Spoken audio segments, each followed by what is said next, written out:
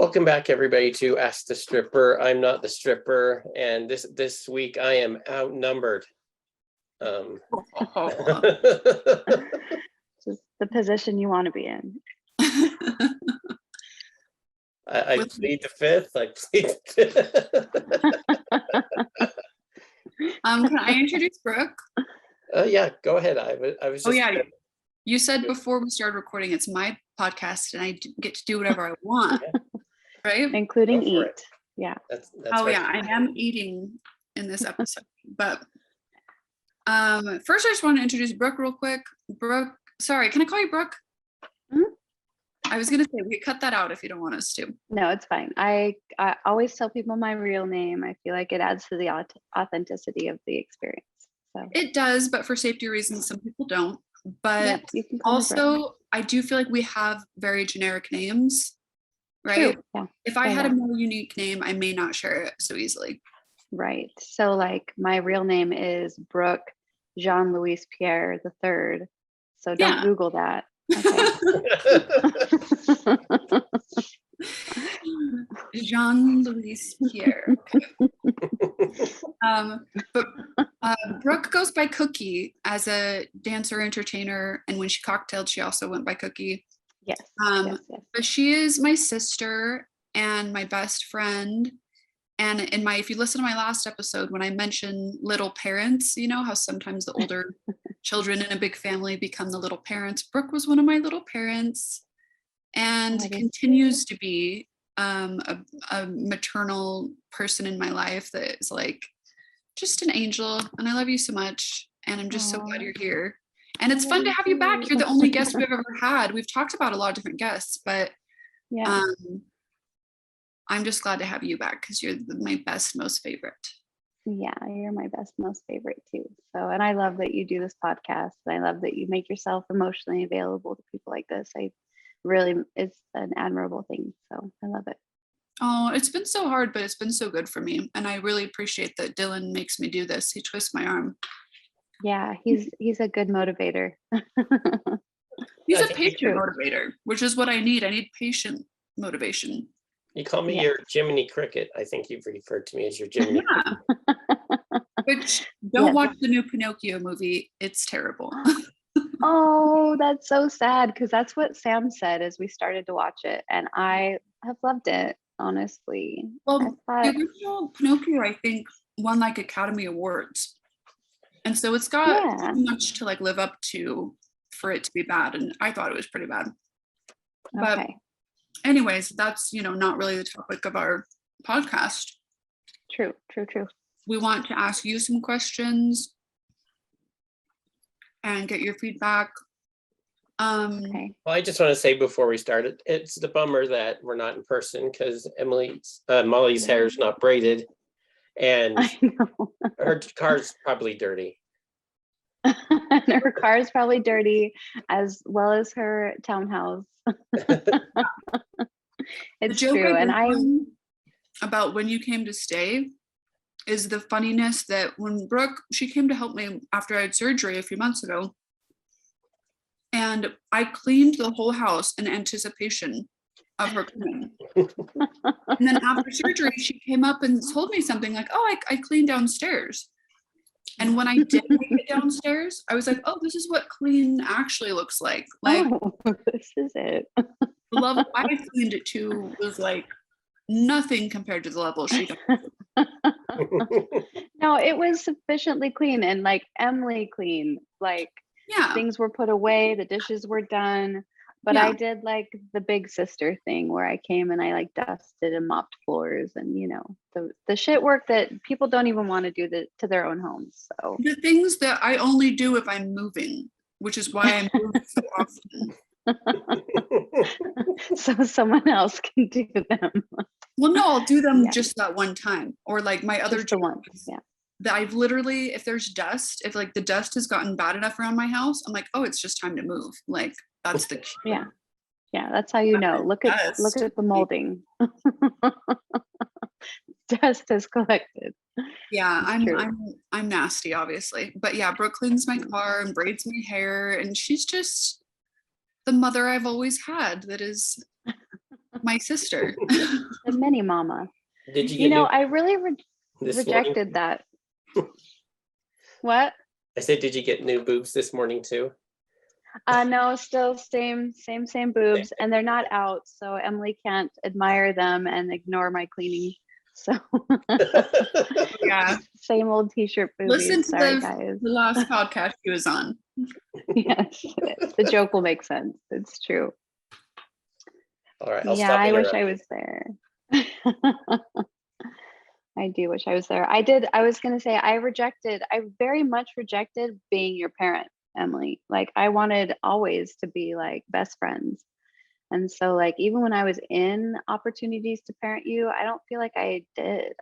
I feel like I was like, nope, we're leaning hard into, I'm your best friend. You weren't a regular mom. You were a cool mom.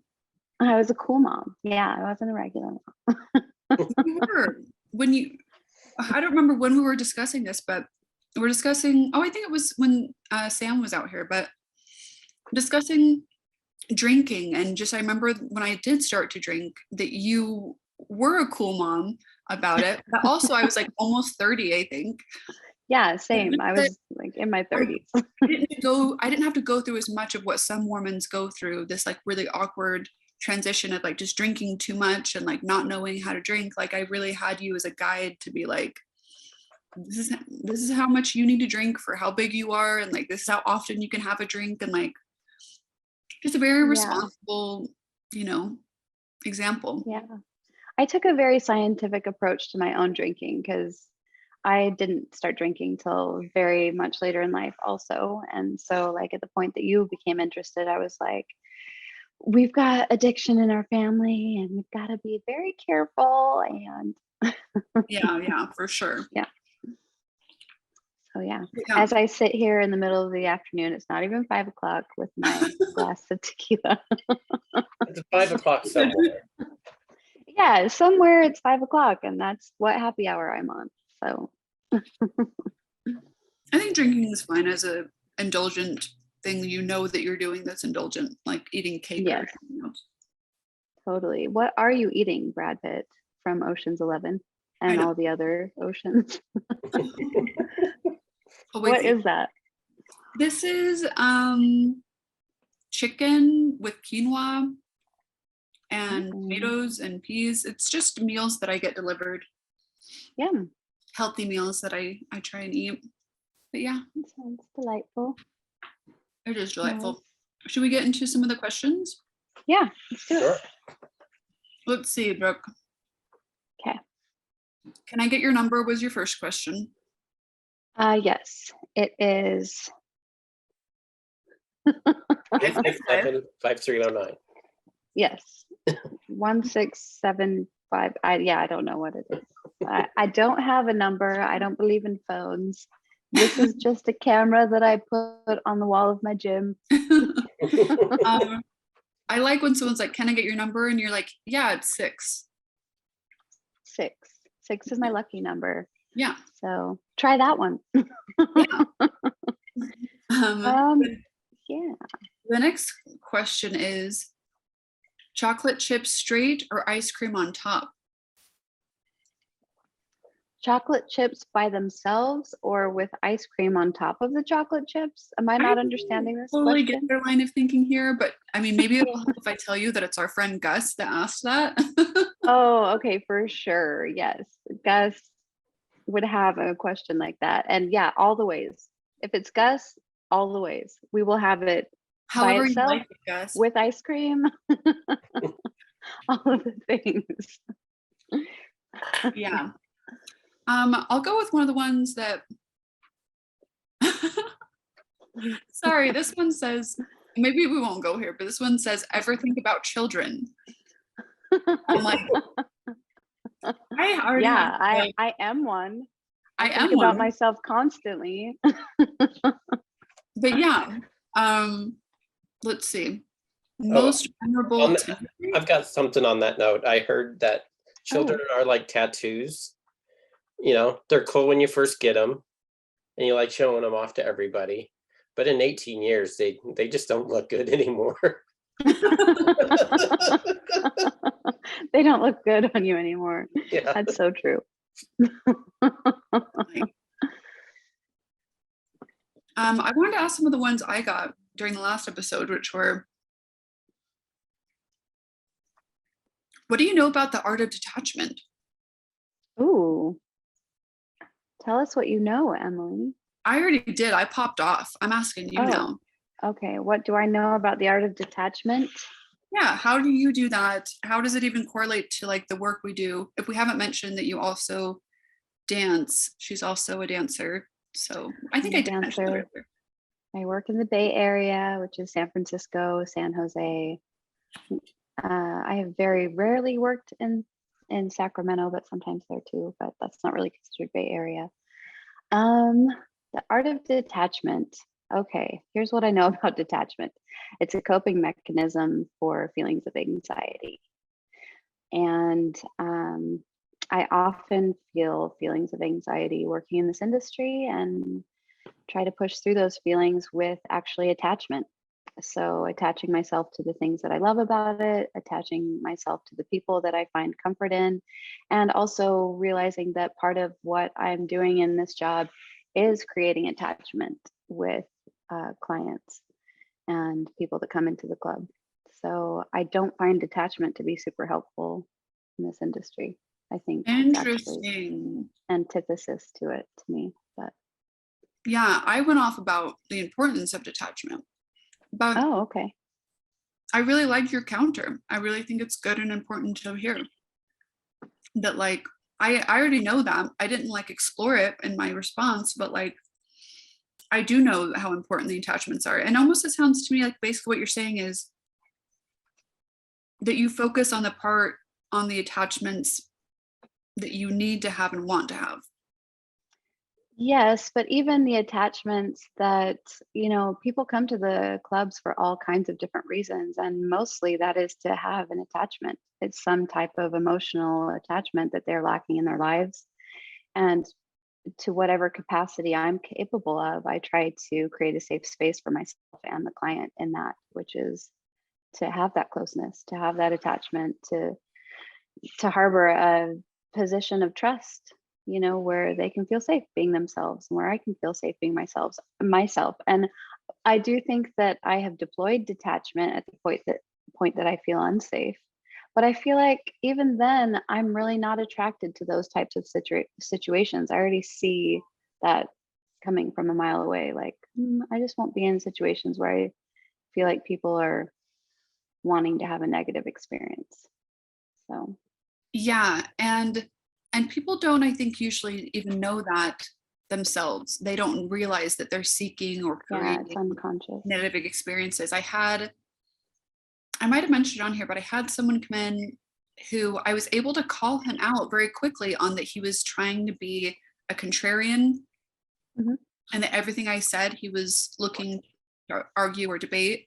And so I don't always do this, but I just flat out said, I was like, do you see that you're doing this? Like, are you aware of it? And I try to just say it very like, kind and not with like, an attacking kind of energy. And he stopped, and it was really nice because I was like, oh, because he heard what I said, and he said, oh no, that's not what I'm trying to do, which was funny because I was like, are you just disagreeing about that so you can disagree about something else?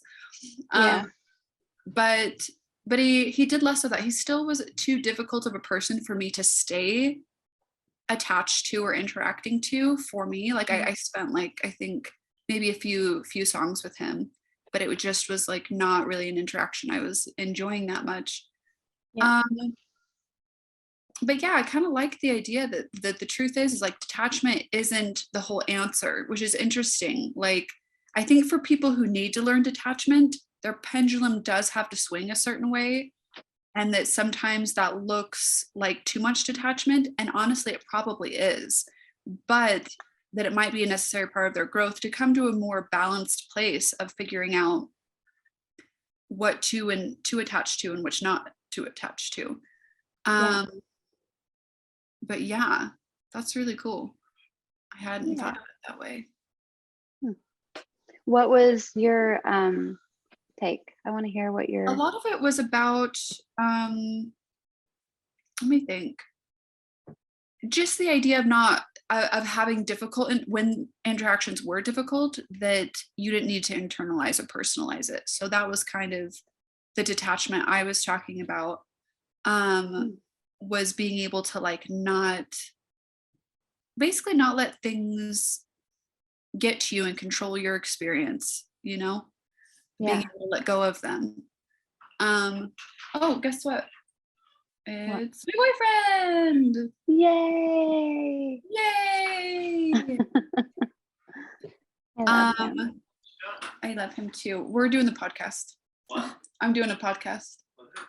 Brooke and Dylan. Hi, Fernando. I love you. Hi, I love you. Should he come say hello? Yeah. Yes. Can you keep your head in for a second? Cute. You eating chips on your cast? I actually ate a whole meal on this podcast. Hi. Hi. Oh, I miss you. Miss you too. We'll come see you. Okay, do it. Okay, that's my cute gentleman lover. I love it. Okay, do you want to hear the next question? Yes. Did we cover all the territory on your last question? Do you know about the art of detachment? Yeah. I feel like we covered it, right? Okay. Yeah. Maybe there's a time and place for it. And I liked what you said. And it's been largely my experience that, and I think this has something to do with that we did have a somewhat traumatic childhood, but it helps you be able to smell situations that are not safe. Like I can feel them a mile away. Like I'm not fucking with that person. And not just like they're annoying, but like that I can pick up when someone's like an abusive, or like I'm just really not going to feel safe with this person. I can see that very quickly. Yeah. And eliminate those people. Or just, I like to think they're invisible to me. Like I don't see you, you don't see me. I travel in a different vibration than you do. So there's no need for us to cross paths. Yeah. I often find that can be a fluid situation too. I mean, you can go into a situation that seems perfectly vibrationally nice and then can change. The vibe can change at any point. I feel like alcohol really contribute to that a lot, you know? Yeah, and just being in a position to not be heard very well, like clubs are loud and misunderstandings happen all the time. Like I was telling someone, and I love to tell this story. Can I tell it really quick? Yes. About not being able to hear a guy say his name in the club.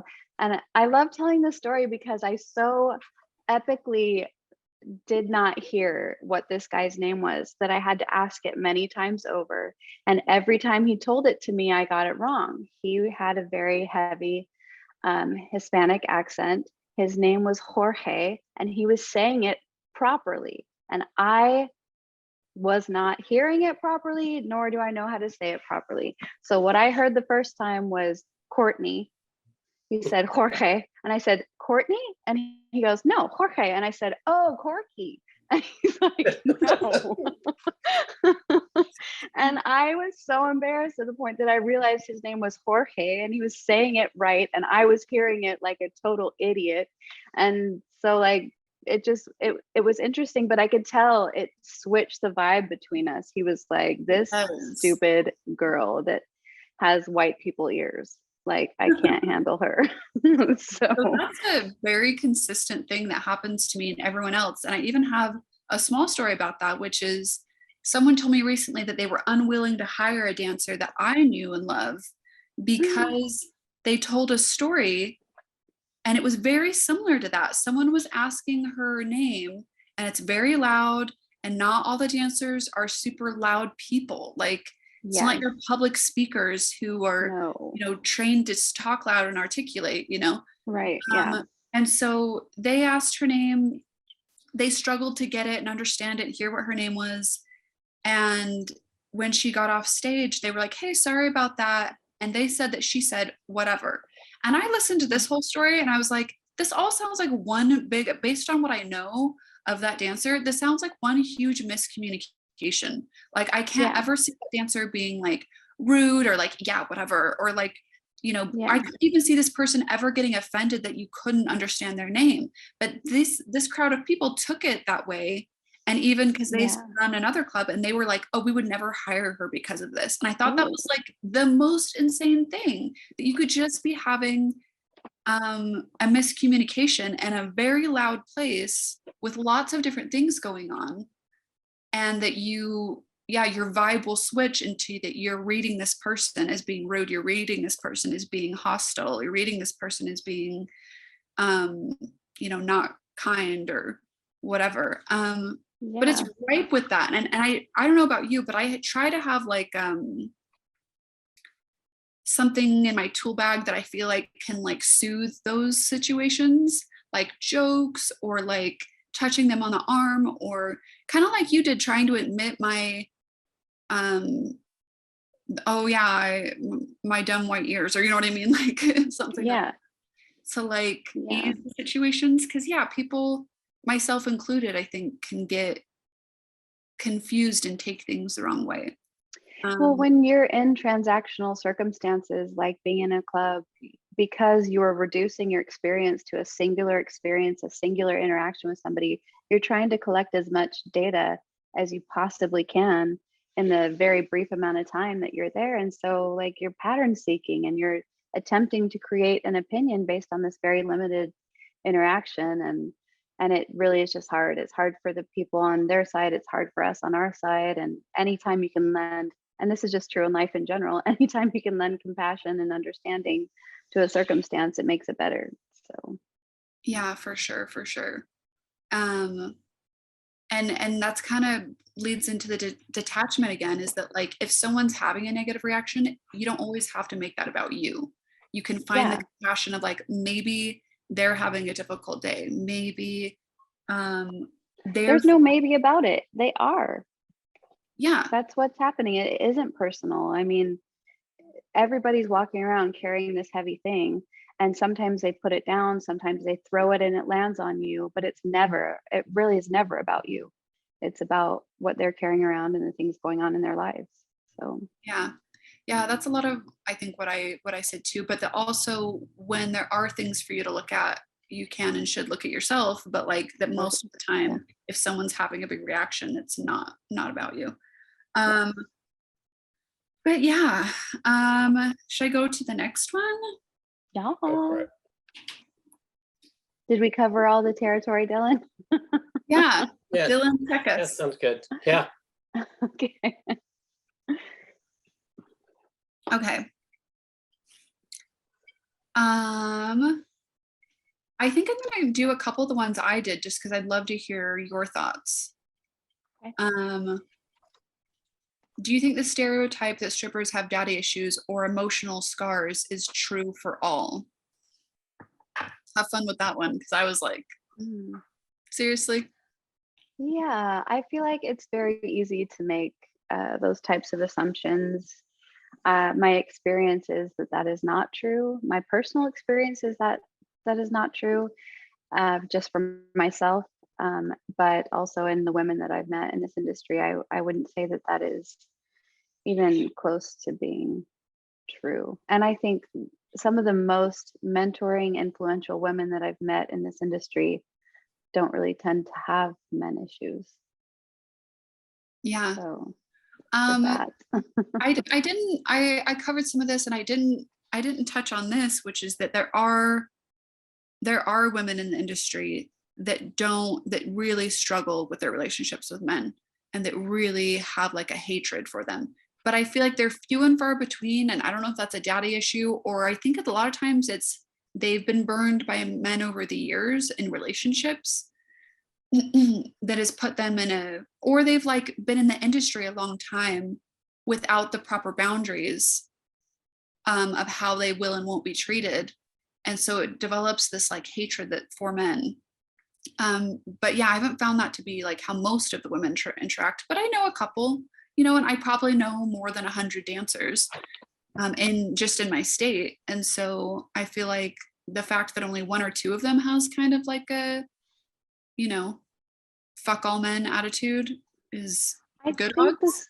Just the statistical reality of being a woman and having had negative experiences with men is so high.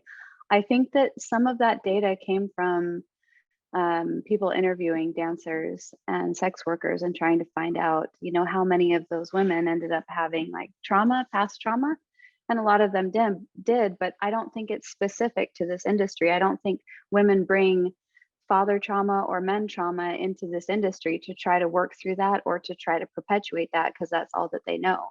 I think that's just a statistical reality of being a woman, that you have had negative experiences in some capacity or another where men are concerned. And I'm sure that the data could go the other direction too for men. I mean, but I don't think it's a fair assessment. And I also don't think I've met any dancers who are using this industry to work through their issues with their father or with men in general. That doesn't make any sense to me. This just popped into my head. Do you think it would be a good place to do that? I don't actually. And I think it actually would make you less successful in this industry to not like men. I think that men want to come there and be liked. So I think if you don't like men, you're not actually going to make great money. I think it's going to hurt your money. I think it's going to hurt your interactions and your reputation. And I think just being a person that's bringing trauma into any situation is going to make you less effective at your job.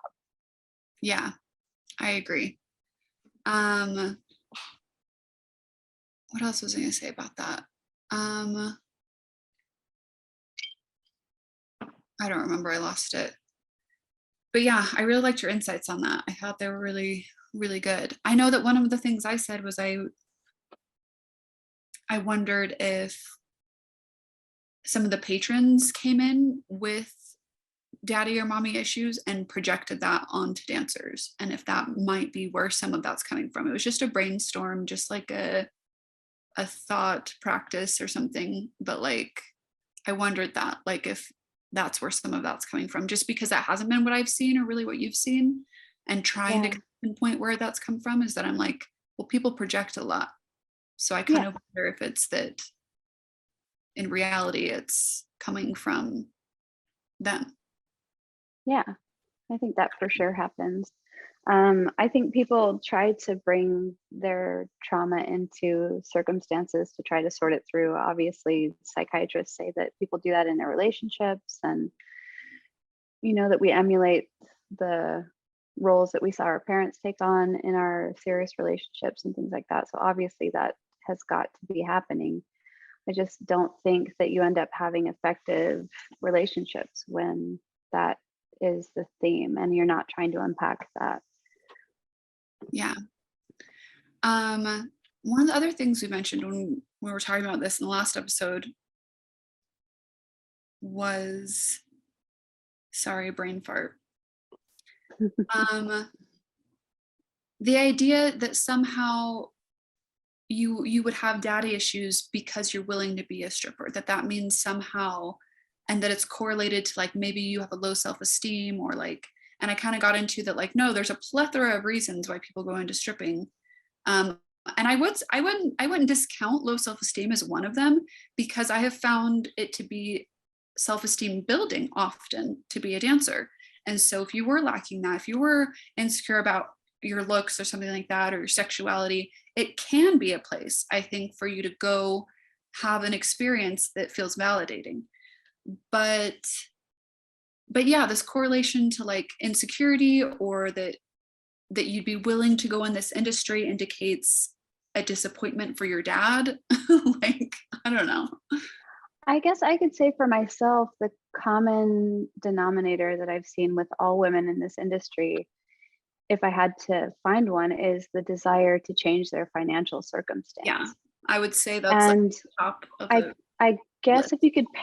if you could pair that to a daddy issue, as in I expect the man in my life to financially take care of me, and that hasn't worked out for me, or that you're trying to create that same scenario as a dancer, that like because men come in and spend money, that you're trying to identify that with a man is taking care of me. I just don't think that you can equate sex work to that same role. it's very different, and you're not being taken care of, and there is a job and a skill set required of you, and you are dominating your financial ability by coming into the industry and not actually relying on anybody else if you're successful at becoming a sex worker. So that's part of what I see when people do get too reliant on a specific regular. I'm like, no, never do that. That is not ever. Not the move. And to have like a singular daddy or like whatever doesn't seem to be what I see the optimal way to have longevity, consistent success in the industry. Those are more kink things to me, though. Like those are in the like fringe categories of things that people are specifically looking for and wanting to fulfill, and you're willing to play that role. But I don't see that necessarily being cathartic or psychologically motivated. You know, I think that you're willing to play a role when you're engaging in those kinds of like sugaring or sugar daddy or any of those roles, you know. I noted that I don't get a great response whenever I've tried to talk that way from customers. I've usually gotten them like, they'll literally tell me like, please don't talk to me. Please stop. That's not my forte. You got to find somebody good at that, because it's not my thing. I was saying, I know dancers really good at that, and that whole dynamic really works for them. And I said, I noted that it could have been my age, but then I also said, like, I just don't think I ever had the personality to be like that, to like, even when I was younger, I don't feel like I had that personality to be like, daddy, man. Like it just. Well, having known you as a child and witnessing your interaction with our father, that was never a thing. That was, and we didn't have a dad that wanted us to be reliant on him. He wanted to teach us to be self-sufficient. That was 100% part of our upbringing, and our parental interaction with our dad was self-reliance is where it's at, and that's what you need to be, and you should never be in a position where you're relying on anybody, you know. And I feel like just as your big sister, I feel like that was a big theme in your life. You never wanted to rely on anybody for anything. You would not come to me for help with stuff at school. You wouldn't come to me with help with things with your friends. I mean, you know, as adults, you've come to me with like, hey, this is a circumstance that I'm dealing with in my life. What's your feedback on it? You know, but still there is a very big push in your life for you to handle it yourself. And I feel that in talking to you and hearing from you, is that you rely on yourself to deal with your problems, and you don't expect anybody to like swoop in and daddy it up for you. You know? Yeah, that's interesting. Thanks for that. You know, I don't know, information. Thanks for that information. It's interesting to hear. I do think that's probably why that's not like a particular kink I can like attach to. I'm like, no, sounds just not right, not correct for me. It doesn't work. Dylan, do you have any thoughts, or should we explore anything else there? Should I go on to the next one? On me being called daddy. Yeah, daddy, tell us what we should do next. Did that make you uncomfortable? Shut down. Yeah, he shut the fuck down. Well, we got to make me feel uncomfortable when we do this. All right, were we making you blush, or was it awkward? I want to know. Both. Yes. Yes. Both. Okay. Mission accomplished. I'm pretty open-minded, but I'm also married, so you know, I'm open-minded, but it's usually with inside my own brain. Yes, very open in there. Yeah. Okay, Cookie, do you have a most memorable Tinder date? I don't know. Do you have this? I've never been on Tinder. I was thinking, I was like, I don't think she's got a story for this. I don't. I have no stories about internet dating at all. That should reveal several things about me, like my age, first of all, but yeah, I don't have any internet dating stuff when I've been single. But I've also never dated someone seriously that I met online, but a lot of people do now. We know that. Yeah, that's a totally successful platform. I don't begrudge anyone that. I think it's great for people to meet in that capacity, but no, I have no Tinder experience whatsoever. Sorry, internet.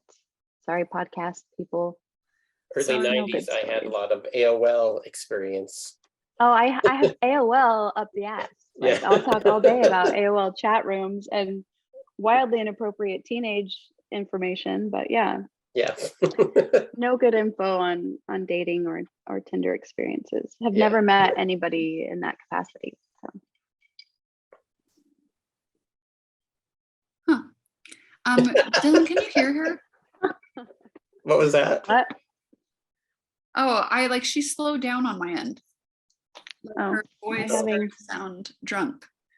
Like it was. Oh, maybe. Like this. Maybe I am drunk. I am drinking. So. Yes, no, it is drinking. It was like an obvious technical issue. Oh, yeah, okay. sometimes these slow down a little bit. Would it help for me to put on Wi-Fi or anything? Or? No, overall you're fine. So. Oh, this is a good one. Question from a BB stripper, which at first I'm like, what's a BB stripper? And then I'm like, baby stripper. It's a baby. It's a baby. I don't have any money. I'm a baby. Do you know what that's from? Yes. Is it from Broad City? Oh no, anyway. I don't know it then. Okay. Oh, it's really funny. Okay. Question from a baby stripper. What are some non-club skills that have made you a successful dancer? That's a really good question. Non-club skills that have made you a successful dancer, being comfortable meeting new people and learning how to not do small talk and have actual communication with people. I think people are really, really sick of dancers being like, are you here with your friends? Is it a bachelor party? You want to come? Oh, that ain't your brother, that's your cousin. Yeah. I love that girl, by the way. I love that video. She is so great. Oh, one of the things I heard recently that I thought was a really good way of thinking about this was to not ask questions that you don't actually care about the answer. Yeah. So that's something I've been trying to pay attention to, because I can fall very easily into all of those really standard, oh, where are you from? Oh, do you work here? What do you do? You know what I mean? Yeah. But it is much more fun and more interesting when you have questions come to you that you actually want to know the answer to, and people can feel that. So I would say, kind of what you said, that building any kind of social skills, I feel like is going to be important. So for me, that's reading books. Like one of the books I recommended to another dancer that I still think is a solid is How to Win Friends and Influence People. Like if you struggle with how to make social connections, I feel like that's still a really good book to give a gander to, that can teach you some basics about those kind of things. But a lot of interpersonal skills. Yeah, that's a good base. But I think you're much better probably at getting into the real conversation. I when listening to you talking about, I know that like our areas of the industry are different, but listening to you talk about, the connection and stuff, I make my connection much more through as an entertainer. Like my goal is to entertain. Whereas I feel like yours is to connect, or yours is to attach, which is also what people are looking for. But I usually am more in the lane of I'm here to entertain.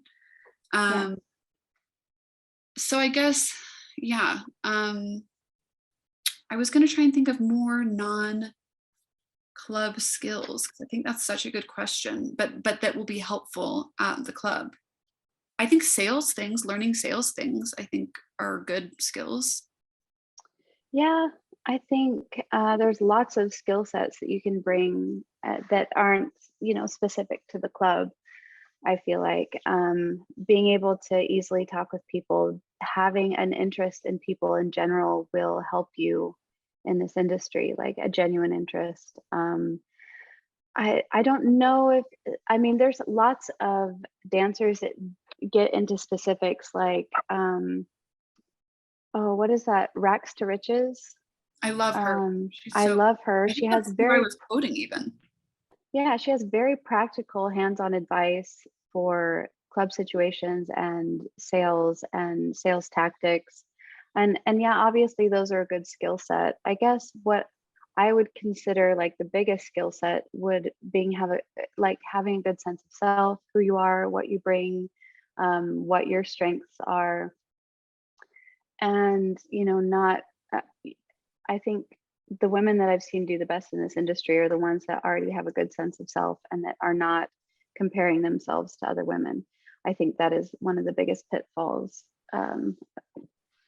across the board in general with women, is trying to meet up to some standard that is unachievable or by comparison, and not knowing your own value. Like just knowing that like who you are and the skill set than someone else's that you bring is, it's important. It's individual, it's unique, and nobody else has that thing that you have. So whatever it is that you're already good at, bring that thing.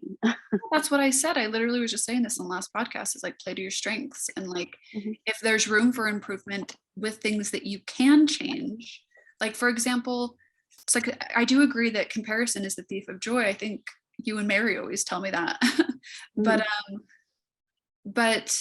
that to a certain degree, it can be helpful. For example, if you're looking at another dancer and you see ways in which she's successful that are things that you can improve upon, like paying attention to her hustle, how does she talk to people, or like, to compare yourself in that way, to be like, oh, what are these things that I could emulate from them? Not steal and do the exact same thing, but how could I take what they're doing and put my spin on it and improve the quality of my work? And I think the same thing about dance or about aesthetic. Like if someone has a skill level of dance that you envy or you're comparing yourself to, and if you are capable of taking classes or watching YouTube videos to increase your skill set, you can and should do that if you want to. And same with aesthetic. If you like the way maybe she has hair extensions, or maybe she has short hair, or like whatever someone else you might be comparing yourself to, but to kind of put a positive spin if you're going to compare yourself, and really only pay attention to the things that you think would fit in your wheelhouse of who you are and work for you. Because whenever I've tried to take a hustle that really doesn't fit for me, it doesn't usually go well for me. Either one, because it's too draining for me, because that's not my personality. And so I'm not as productive as I could be, because I'm pushing myself to interact in a way that doesn't fit and is draining to me. Or just because, kind of like the daddy thing, like I'm putting on a persona that doesn't fit with me, and people can sense its inauthenticity. And so, I think in some ways you can compare yourself a little bit in a healthy way. I just pick up, be dynamic, be fluid. Like, I don't think that I've ever been, I've been dancing for 6 years, I think. And I don't think that I've ever not had to completely reinvent what I'm doing every 6 months. So either my job has changed, my location has changed, the hustle has changed, the people around me have changed, the clients that are coming in have changed.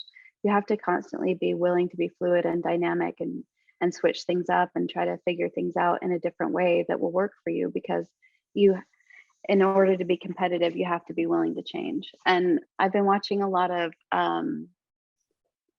like the Men That Built America series on History Channel recently. I'm fascinated by it. But the thing that I find in common with all of those men and all of the big movers and shakers throughout history is their willingness to compete, to be made better by people around them, even people that they're in competition with, and to allow that to let a new product emerge. So like all of the best things, like the Food That Built America is the best. It's such a good show. But they talk about how all of these people were in competition with each other for like cereal or condiments or just all these big things that became, staples of American food culture. and how they just wouldn't exist had this other person not existed, and they just kept pushing each other and one-upping each other to influence each other. So you need that. Yeah, that's part of what there's a dynamic there that's similar to the club I'm at, which is trails, is that there is competition because a lot of these women are at the top of their game and they've intentionally made that so. But then I see some people get really bogged down by that and really discouraged by it. But like we had a few stages, we had a few stages going the other night. And there's nothing like that to me, to look around and see women that I feel like are at the top of their game and they're on every stage, and you look around and you're just like, God damn, like this is like mind-blowingly cool. Yeah. I love that. And I even love the competitiveness of that, or even looking around and going, or this is what else I like. I look around and I go like, I'm with them. Like, that's so cool. These are my peers. Yeah. Yeah. And so I guess looking at it that way, if you're at a club, those are your peers. Like, you're on that level with them. But if there's things you can work on them, because you want to be on that level with them. If you feel like they're a couple levels ahead of you, it's because maybe you need to work on some stuff. Yeah, let that push you. Don't make it about a competition in terms of like not liking someone else. Be like, okay, I got to pull up my game, either physically, emotionally, like whatever it is. I'm going to figure that out, and I'm going to make my product something desirable. Yeah. Because the dancers I know that are successful are dynamic, where like they have strengths in all different ways, where like it might just be like, she's a little more like me. She's more a performer, more of like a entertainer type. And then there's someone else who can connect with everyone more like you. And they're both like doing really well. They're both succeeding, and they're both playing up those things that they're good at.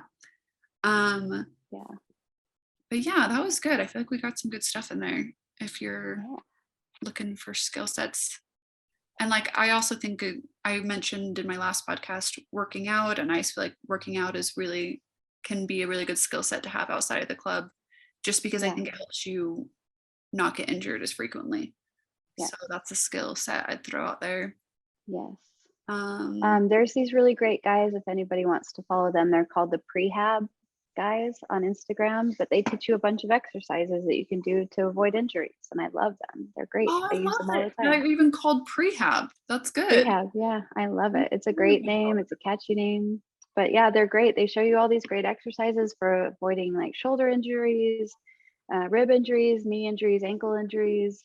They do all of these exercises as stretches that really are super helpful. And I guess another skill set would be realizing you're going to get injured in a physical industry, and just, roll with that. And sometimes.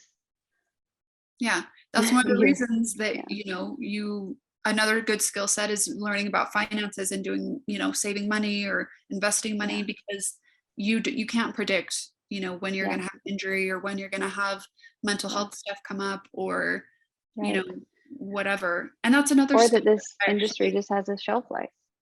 Yeah, that too. Go ahead. Sorry.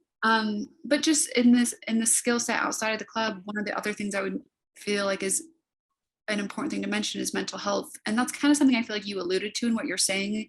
And the women who did do well seem to like have a good sense of self. I think a lot of that comes from doing the work to be mentally well and emotionally well. Yeah, you can do, and that skill set is going to be helpful as well. Yeah, that's not an arrival point though. That's like a journey, and I don't think anybody's at that point. Everybody's like trying to figure out their stuff. If you're actively engaged in figuring out and unpacking your trauma, your triggers, that's on you. That's not on anybody else. You got to be responsible for what it is that's happening with you mentally, and take care of yourself. That's got to be a number one priority. And nobody's coming to this industry like a whole intact person. Nobody anywhere, I think.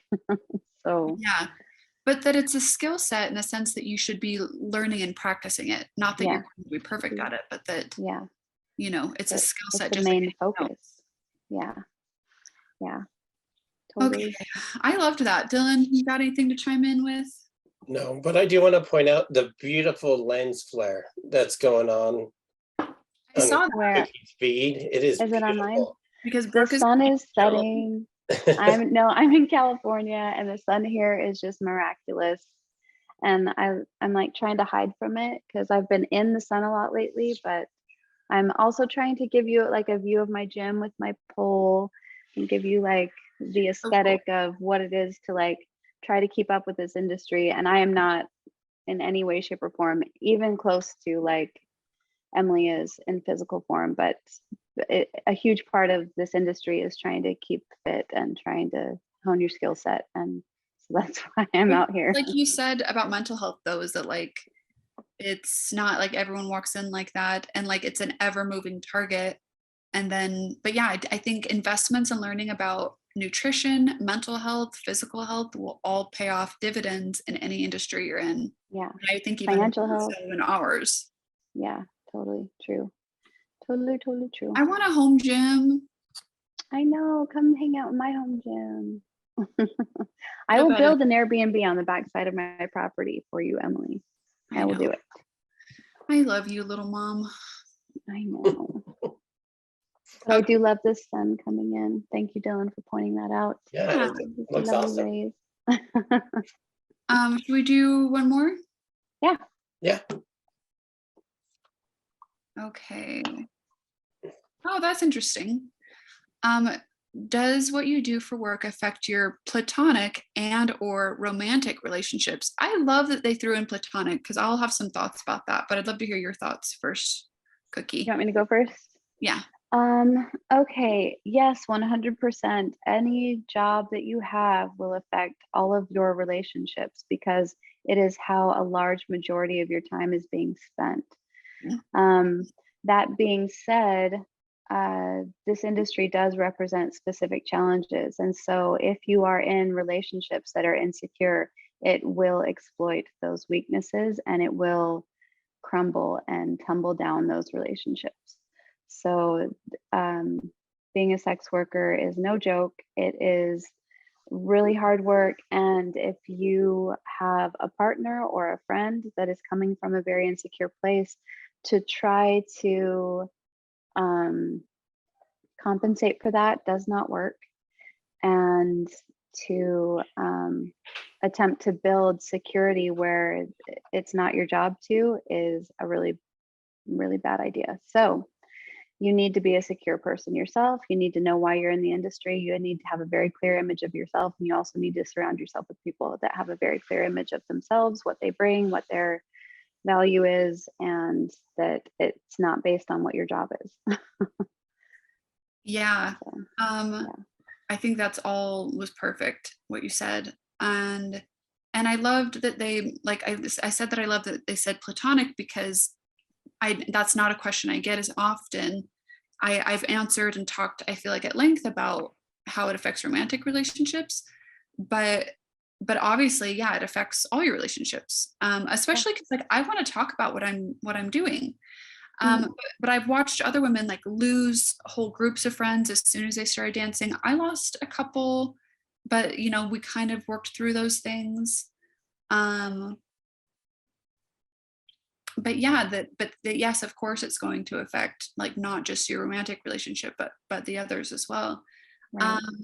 And like anything you do changes kind of who you are too. You know what I mean? Like, and I think it's growth personally. Like I don't feel like I'm worse or less than when I started, but I'm different, and I feel like I've grown. And I think you outgrow people, so that happens too. Yeah.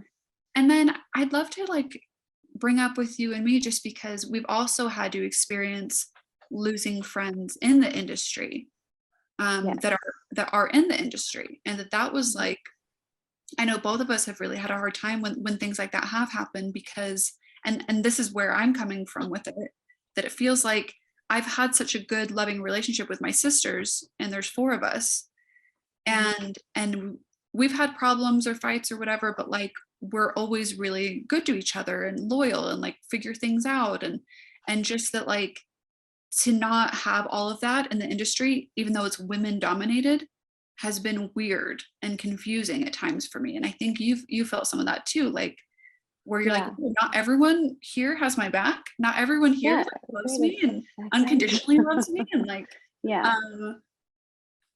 like that's been difficult.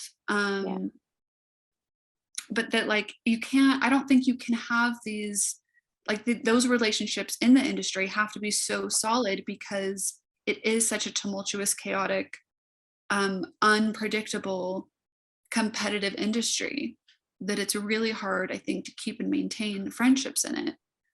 And the fact that we do, I think, speaks volumes of the type of people a lot of sex workers are, like in a good way, about the types of people that they are, that they're able to maintain friendships and support one another in a difficult that even when there's difficulty, that there's a willingness to work through that difficulty. And that's rare, you know, and that has been really painful for me in this industry. And I think there's a learning curve here too for me, which is that I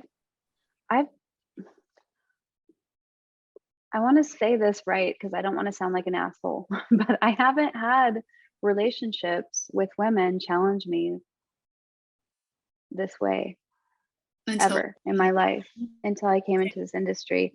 And I don't want to say that it's specific to this industry. I wonder if it's maybe age related or, you know, age gap related for me. But like, I've had friends my whole life, like lifelong friends, that even when things went poorly, we were still friends and we just worked through those difficult feelings. It wasn't like the friendship ended. And so that has been a very weird dynamic for me. Like I've had really, really close friends in this industry that the relationship just ended, like just snap. And I'm like, whoa, I love you. I want to work it out. I don't understand this. I'm cutting you off. I'm not talking to you, kind of a thing. So, or I'm willing to run with this misunderstanding and assume that we're not friends anymore. That's been really tough for me, is that I've never experienced that until now. Yeah. And maybe I need to rework like what I'm bringing and who I think that I am. And for sure, but I think it's also hard for us to accept that like that's not all of the women in the industry. They're not. Yeah. Sorry, I'm not phrasing that right. I go back to like comparing everyone in the industry to my sisters. Like they're not all my sisters. Mm-mm. I really, really want to see them that way. Yeah. And it feels but the investment is not the same. Yeah, like that we can work through anything and like yada yada. But like that was, I had to accept that. That was hard for me. So I'm wondering that with you too, if like it's hard to accept that not everybody is for you, or it's hard to accept that is that everyone is not like your badass sisters, you know? Yeah. Yep. But yeah, I had more people, like I've had a few people that just they did like one thing, like that's my recent thing in years. They did one thing that showed me like a side of them that was really, that wanted to hurt me. Like they showed me a side of them that was intentionally trying to hurt me, like directly or behind my back or whatever. And I just was like, holy shit, I would never even like I only have talked you up to people. I've only ever wanted to say nice things about the people that I work with, or like, you know, try and to build you up to others, and to hear that you're tearing me down to others, like that doesn't compute for me. Like I can't fathom how or why you would do that.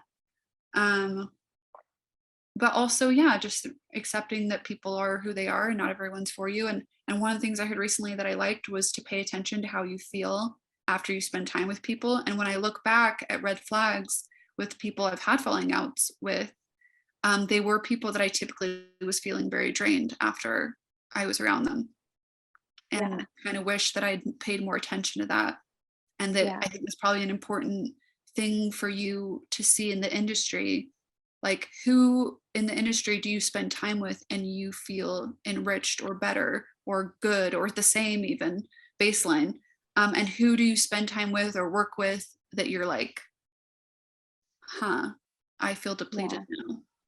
Yeah. Which I think is part of some of what I'm unpacking right now, is that I think a lot of who I've been in this industry is like a caretaker role. And I think that's a lot of how I've seen the women in this industry that I need to deal with and fix, which is that I think because I'm so much older than most of the women in this industry, I want to take on like a mentoring and a caretaking role, and like helping them avoid pitfalls, or, you know, being helpful in like financial or life circumstances and being like, hey, here's some, good ways of dealing with these things. And then I end up getting burned by that. But then I ultimately have to look back at myself and be like, no, you're taking on too much. You're being too caretaking. You are, trying to problem solve where people need to figure this out on their own. And you can be helpful in that if they come and ask for your help. But other than that, you need to stop trying to do so much. I've tried so hard to only give advice when asked, but I still struggle with it because it will just naturally flow out of me for when no one's asked a question. Same. Or sometimes I noticed this recently, and it's kind of made me evaluate who I want to share information with, because I noticed that they would ask things, I would give them information, and then later they'd like try to dispute me on it or like fight me on it. And I just, in my head, I'm like, then don't ask me. Like, if you don't want to know how I operate or how I do things, don't ask me. Because I'm not here to defend it. I'm just telling you what I think. I'm just telling you what I'm experiencing. And I'll try to kind of remind them, I'm like, but I am not you. You are having a different experience than I am. And the only person you really should be listening to is probably you, because you know your situation better than me or anyone else. Right. And I kind of tried to like mirror that back. Like, if that's not resonating for you, it's probably because that's not for you. And you do something different that works better for you. So, which is interesting to just unpack just that little bit, which is that when people come back and ask for that, what they're really looking for is validation. So I need to just shut the fuck up, stop giving my advice and be like, oh, you just want to be validated. So here you go. You got this. You're a badass bitch, whatever it is that you need, But I don't. I'm like, well, why am I defending this thing instead of just giving this person the validation that they're obviously looking for, Yeah, that's hard for me. If I don't agree with something, it's so hard for me to be like.